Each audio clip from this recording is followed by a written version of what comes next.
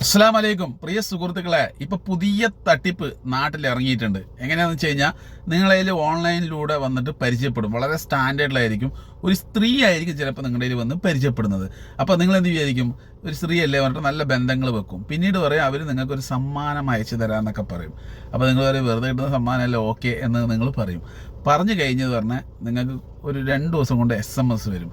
ആ SMS വരുമ്പോൾ നിങ്ങൾ വിചാരിക്കും, ഇത് സത്യമാണ്, അവർ ഇങ്ങനെ ഡെലിവറി വരുന്നുണ്ട് സാധനം എന്നൊക്കെ പറഞ്ഞാൽ നിങ്ങൾ വളരെയധികം സന്തോഷിച്ചിരിക്കും.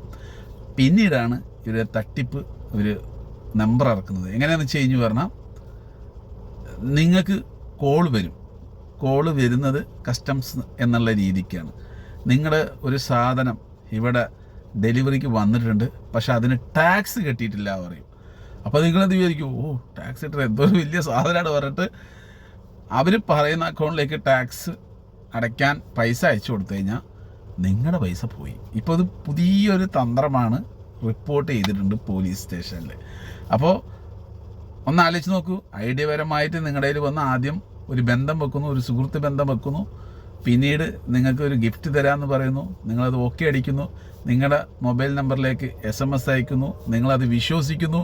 പിന്നീട് നിങ്ങൾ എന്താവുന്നു, അവർ പറയുന്ന ഇതിലേക്ക്, അതായത് ഒരു കസ്റ്റംസ് എന്ന നിലയ്ക്ക് അവർ വിളിക്കുന്നു. നിങ്ങൾ ആ വിളി സത്യമാണെന്ന് വിചാരിച്ചിട്ട് അവരുടെ അക്കൗണ്ടിലേക്ക് നിങ്ങൾ ടാക്സ് എന്ന നിലയിലേക്ക് പൈസ അടയ്ക്കുന്നു. അത് എത്ര തുകയാണെന്നൊന്നും പറയാൻ കഴിയില്ല. എന്തായാലും കുഴപ്പമില്ലാത്തൊരു എമൗണ്ട് അവർ വാങ്ങാൻ ശ്രമിക്കുന്നുണ്ട്. ഇത് അങ്ങനെ ഇങ്ങനത്തെ ഒരു തട്ടിപ്പ് നടക്കുന്നുണ്ടെന്ന് കേരളത്തിൽ റിപ്പോർട്ട് ചെയ്ത് വെച്ചിട്ടുണ്ട്. അപ്പോൾ സൂക്ഷിച്ചാൽ ദുഃഖിക്കേണ്ട.